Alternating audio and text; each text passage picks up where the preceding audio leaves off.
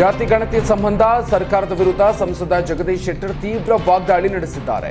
ವಿಜಯಪುರದಲ್ಲಿ ಮಾತನಾಡಿದ ಶೆಟ್ಟರ್, ಜಾತಿ ಜನಗಣತಿ ಮಂಡನೆ ಹಿಂದೆ ಸಿದ್ದರಾಮಯ್ಯ ಷಡ್ಯಂತ್ರ ಇದೆ. ಸಿದ್ದರಾಮಯ್ಯ ತಮ್ಮ ಮೇಲೆ ಆರೋಪ ಬಂದಾಗೆಲ್ಲ ಜಾತಿ ಜನಗಣತಿ ಮುನ್ನೆಲೆಗೆ ತರ್ತಾರೆ ಅಂತ ಹೇಳಿದ್ರು. ಅಲ್ಲದೆ ಕಾಂಗ್ರೆಸ್ನಲ್ಲಿ ಆಂತರಿಕ ಯುದ್ಧ ನಡೀತಾ ಇದೆ. ಸಿದ್ದರಾಮಯ್ಯ ಬಳಿಕ ಸಿಎಂ ಪಟ್ಟವನ್ನ ಏರೋದಕ್ಕೆ ಡಿಕೆ ಶಿವಕುಮಾರ್ ಕಾಯ್ತಾ ಇದ್ದಾರೆ. ನವೆಂಬರ್ ಡಿಸೆಂಬರ್ನಲ್ಲಿ ಕಾಂಗ್ರೆಸ್ನೊಳಗೆ ಮಹಾಸ್ಫೋಟ ಆಗಲಿದೆ ಅಂತ ಶೆಟ್ಟರ್ ಬಾಂಬ್ ಸಿಡಿಸಿದ್ರು. ಡಿಕೆಶಿ ನವೆಂಬರ್ ಡಿಸೆಂಬರ್ಗೆ ಟೈಮ್ ಬಾಂಬ್ ಫಿಕ್ಸ್ ಮಾಡಿದ್ದಾರೆ ಅಂತ ಶೆಟ್ಟರ್ ಹೇಳಿದ್ರು. ಬಿಜೆಪಿ ಜನಾಕ್ರೋಶ ಯಾತ್ರೆ ವೇಳೆ ಸಿಎಂ ಸಿದ್ದರಾಮಯ್ಯ ವಿರುದ್ಧ ಮಾಜಿ ಸಚಿವ ಶ್ರೀರಾಮುಲು ತೀವ್ರ ವಾಗ್ದಾಳಿ ನಡೆಸಿದ್ದಾರೆ. ಸಿದ್ದರಾಮಯ್ಯ ಅಗ್ರಿಮೆಂಟ್ ಮಾಡಿಕೊಂಡು ಸಿಎಂ ಆಗಿದ್ದು ಶೀಘ್ರದಲ್ಲೇ ಮಾಜಿ ಸಿಎಂ ಆಗ್ತಾರೆ ಅಂತ ಶ್ರೀರಾಮುಲು ಹೇಳಿದ್ರು. ಸಿಎಂ ಕುರ್ಚಿಗಾಗಿ ಡಿಕೆ ಶಿವಕುಮಾರ್ ಸರ್ಕಾರ ಕೆಡವೋದಕ್ಕೆ ಹುನ್ನಾರ ಮಾಡಿದ್ದಾರೆ. ಪ್ರಿಯಾಂಕ್ ಖರ್ಗೆಯನ್ನ ಸಿಎಂ ಮಾಡೋದಕ್ಕೆ ಮಲ್ಲಿಕಾರ್ಜುನ ಖರ್ಗೆ ಕೂಡ ಪ್ಲಾನ್ ಮಾಡ್ತಾ ಇದ್ದಾರೆ. ಇಡೀ ಸರ್ಕಾರವೇ ಭ್ರಷ್ಟಾಚಾರದಲ್ಲಿ ಮುಳುಗಿದ್ದು ಈ ಸರ್ಕಾರಕ್ಕೆ ಮುಂದುವರಿಯುವಂತಹ ಹಕ್ಕಿಲ್ಲ ಅಂತ ಮಾಜಿ ಸಚಿವ ರಾಮುಲು ಹರಿಹಾಯ್ದ್ರು.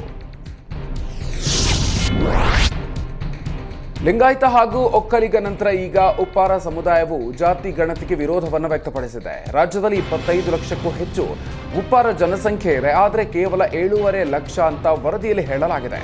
ಇದು ಸಹೋದರ ಸಮುದಾಯಕ್ಕೆ ಸಿದ್ದರಾಮಯ್ಯ ಮಾಡಿದ ದ್ರೋಹ ಅಂತ ಬಿಜೆಪಿ ರಾಷ್ಟ್ರೀಯ ಒಬಿಸಿ ಮೋರ್ಚಾ ಕಾರ್ಯದರ್ಶಿ ಶೆಟ್ಟಿ ಆರೋಪವನ್ನು ಮಾಡಿದ್ದಾರೆ. ಇನ್ನು ಕಾಂಗ್ರೆಸ್ನಲ್ಲಿರುವ ಲಿಂಗಾಯತ ಹಾಗೂ ಒಕ್ಕಲಿಗ ಶಾಸಕರು ತಮ್ಮ ಸಮುದಾಯಗಳಿಗೆ ಆಗಿರುವ ಅನ್ಯಾಯದ ಬಗ್ಗೆ ಧ್ವನಿ ಎತ್ತಿದ್ದಾರೆ. ಆದರೆ ಉಪ್ಪಾರರಿಗೆ ಆಗ್ತಾ ಇರುವ ಅನ್ಯಾಯದ ಬಗ್ಗೆ ಉಪ್ಪಾರ ಜನಾಂಗದ ಏಕೈಕ ಶಾಸಕ ಪುಟ್ಟರಂಗ ಶೆಟ್ಟಿ ತುಟಿ ಬಿಚ್ಚುತ್ತಾ ಇಲ್ಲ.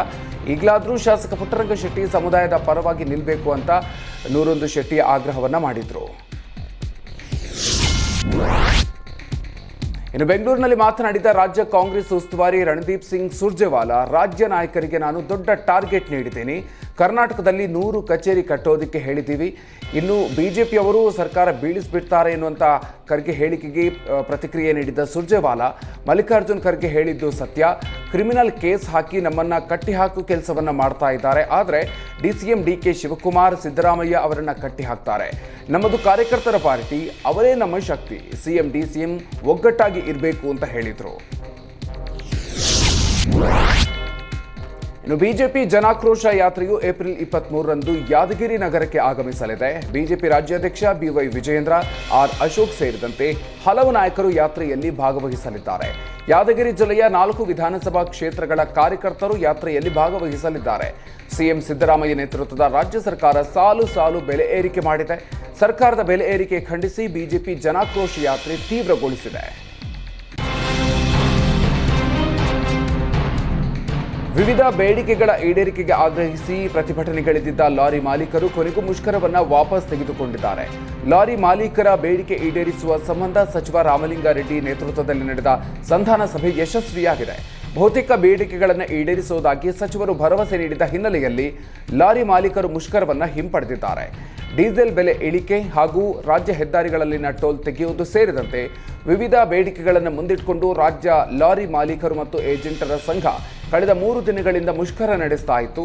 ಲಾರಿ ಮಾಲೀಕರ ಸಂಘದ ಪ್ರತಿನಿಧಿಗಳು ಮಂಗಳವಾರ ಮುಖ್ಯಮಂತ್ರಿ ಸಿದ್ದರಾಮಯ್ಯ ಅವರ ಜೊತೆಗೆ ನಡೆಸಿದ ಮಾತುಕತೆ ವಿಫಲ ಆಗಿತ್ತು. ಆದರೆ ರಾಮಲಿಂಗಾರೆಡ್ಡಿ ಅವರೊಂದಿಗೆ ನಡೆಸಿದ ಸಂಧಾನ ಸಭೆ ಯಶಸ್ವಿಯಾಗಿದೆ. ಲಾರಿ ಮುಷ್ಕರವನ್ನ ವಾಪಸ್ ಪಡಿತಾ ಇರೋದಾಗಿ ರಾಜ್ಯ ಲಾರಿ ಮಾಲೀಕರ ಸಂಘದ ಅಧ್ಯಕ್ಷ ಷಣ್ಮುಗಪ್ಪ ಹೇಳಿದ್ದಾರೆ. ಬೆಂಗಳೂರಿನಲ್ಲಿ ನೂತನ ಕಾಂಗ್ರೆಸ್ ಭವನ ನಿರ್ಮಾಣದ ಜಾಗವನ್ನು ಡಿಸಿಎಂ ಡಿಕೆ ಶಿವಕುಮಾರ್, ರಾಜ್ಯ ಕಾಂಗ್ರೆಸ್ ಉಸ್ತುವಾರಿ ರಣದೀಪ್ ಸಿಂಗ್ ಸುರ್ಜೇವಾಲಾ ಪರಿಶೀಲನೆ ನಡೆಸಿದ್ರು. ಈ ವೇಳೆ ಮತ್ತೊಮ್ಮೆ ಮುಂದಿನ ಮುಖ್ಯಮಂತ್ರಿ ಡಿಕೆ ಶಿವಕುಮಾರ್ ಅಂತ ಬೆಂಬಲಿಗರು ಘೋಷಣೆ ಕೂಗಿದ್ರು. ಸುರ್ಜೇವಾಲಾ ಜೊತೆಗಿದ್ದಾಗಲೇ ಡಿಕೆಶಿ ಬೆಂಬಲಿಗರು ಘೋಷಣೆ ಕೂಗಿದ್ದಾರೆ. ಈ ವೇಳೆ ಡಿಕೆಶಿ ಕಾರ್ಯಕರ್ತರನ್ನ ಸುಮ್ಮನಿರುವಂತೆ ಹೇಳಿದರು. ಜನಾಕ್ರೋಶ ಯಾತ್ರೆ ಯಶಸ್ವಿಯಾಗಿದೆ ಅಂತ ಬಿಜೆಪಿ ರಾಜ್ಯಾಧ್ಯಕ್ಷ ಬಿವೈ ವಿಜಯೇಂದ್ರ ಹೇಳಿದ್ದಾರೆ. ವಿಜಯಪುರದಲ್ಲಿ ಮಾತನಾಡಿದ ವಿಜಯೇಂದ್ರ, ಜನಾಕ್ರೋಶ ಯಾತ್ರೆ ಕಾಂಗ್ರೆಸ್ ಸರ್ಕಾರಕ್ಕೆ ಬಿಸಿ ಮುಟ್ಟಿಸಿದೆ. ಬೆಲೆ ಏರಿಕೆಯಿಂದ ಜನರು ಜೀವನ ಸಾಗಿಸೋದಕ್ಕೆ ಆಗ್ತಾ ಇಲ್ಲ. ಕಾಂಗ್ರೆಸ್ ಭರವಸೆ ಕೊಟ್ಟಿದ್ದು ಬೇರೆ, ಆದರೆ ಆಗಿದ್ದೇ ಬೇರೆ ಅಂತ ಹೇಳಿದ್ರು. ಕೇಂದ್ರ ಸರ್ಕಾರ ಪೆಟ್ರೋಲ್ ಡೀಸೆಲ್ ಏರಿಕೆ ಮಾಡಿರಬಹುದು, ಆದರೆ ಬೆಲೆ ಏರಿಕೆಯಿಂದ ಜನಸಾಮಾನ್ಯರಿಗೆ ಯಾವುದೇ ತೊಂದರೆ ಆಗಲ್ಲ. ತೈಲ ಕಂಪನಿಗಳ ಮೇಲೆ ದರ ಏರಿಕೆ ಹೊರೆ ಬೀಳಲಿದೆ ಅಂತ ವಿಜಯೇಂದ್ರ ಹೇಳಿದರು. ವಿಜಯಪುರ ನಗರದ ಶಿವಾಜಿ ಸರ್ಕಲ್ನಿಂದ ದರಬಾರ ಮೈದಾನ್ವರೆಗೆ ಬಿಜೆಪಿಯ ಜನಾಕ್ರೋಶ ಯಾತ್ರೆಯನ್ನು ನಡೆಸಲಾಯಿತು. ಯಾತ್ರೆಯಲ್ಲಿ ಬಿಜೆಪಿ ರಾಜ್ಯಾಧ್ಯಕ್ಷ ಬಿವೈ ವಿಜಯೇಂದ್ರ ಮಾಜಿ ಸಿಎಂ ಜಗದೀಶ್ ಶೆಟ್ಟರ್, ವಿಧಾನ ಪರಿಷತ್ನ ವಿಪಕ್ಷ ನಾಯಕ ಚಲವಾದಿ ನಾರಾಯಣಸ್ವಾಮಿ, ಸಂಸದರಾದ ರಮೇಶ್ ಜಿಗಜಿಣಗಿ, ಗೋವಿಂದ ಕಾರಜೋಳ, ಮಾಜಿ ಸಚಿವ ಅಪ್ಪ ಸಾಹೇಬ ಪಟ್ಟಣಶೆಟ್ಟಿ, ಎಸ್ ಪಾಟೀಲ್ ನಡಹಳ್ಳಿ ಸೇರಿದಂತೆ ಹಾಲಿ ಮಾಜಿ ಶಾಸಕರು ಭಾಗಿಯಾಗಿದ್ದರು. ವಕ್ಫ್ ತಿದ್ದುಪಡಿ ಪ್ರತಿಭಟನೆಯ ವೇಳೆ ವಾಹನ ಸಂಚಾರ ನಿರ್ಬಂಧಿಸಿ ಆದೇಶಿಸಿದ್ದ ಮಂಗಳೂರು ಪೊಲೀಸ್ ಕಮಿಷನರ್ ಆದೇಶಕ್ಕೆ ಹೈಕೋರ್ಟ್ ತಡೆ ನೀಡಿದೆ. ರಸ್ತೆ ಸಂಚಾರಕ್ಕೆ ಯಾವುದೇ ತೊಂದರೆ ಆಗದಂತೆ ಕ್ರಮ ಕೈಗೊಳ್ಳುವಂತೆ ರಾಜ್ಯ ಸರ್ಕಾರಕ್ಕೆ ಹೈಕೋರ್ಟ್ ಕಟ್ಟುನಿಟ್ಟಿನ ಸೂಚನೆ ನೀಡಿದೆ.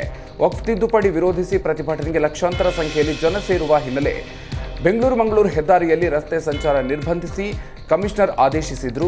ಕಮಿಷನರ್ ನಡೆ ಪ್ರಶ್ನಿಸಿ ರಾಜೇಶ್ ಅನ್ನೂರು ಅರ್ಜಿಯನ್ನು ಸಲ್ಲಿಸಿದ್ದು, ಈ ಸಂಬಂಧ ವಿಚಾರಣೆ ನಡೆಸಿದ ಕೋರ್ಟ್ ರಸ್ತೆ ಸಂಚಾರ ನಿರ್ಬಂಧಿಸದಂತೆ ಸೂಚನೆ ಕೊಟ್ಟಿದೆ. ಯಾವುದೇ ರಸ್ತೆಯನ್ನು ಬಂದ್ ಮಾಡದೆ ಅನುಮತಿ ಪಡೆದ ಜಾಗದಲ್ಲಷ್ಟೇ ಪ್ರತಿಭಟನೆಯನ್ನು ನಡೆಸಬೇಕು.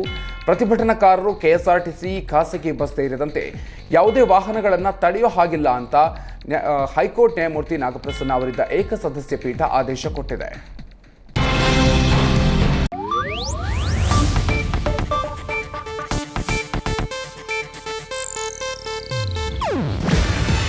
ಇದು ಏಷ್ಯಾನೆಟ್ ನ್ಯೂಸ್ ನೆಟ್ವರ್ಕ್ ಪ್ರಸ್ತುತಿ. ನೀವು ನೋಡ್ತಿದ್ದೀರಾ ಏಷ್ಯಾನೆಟ್ ಸುವರ್ಣ ನ್ಯೂಸ್.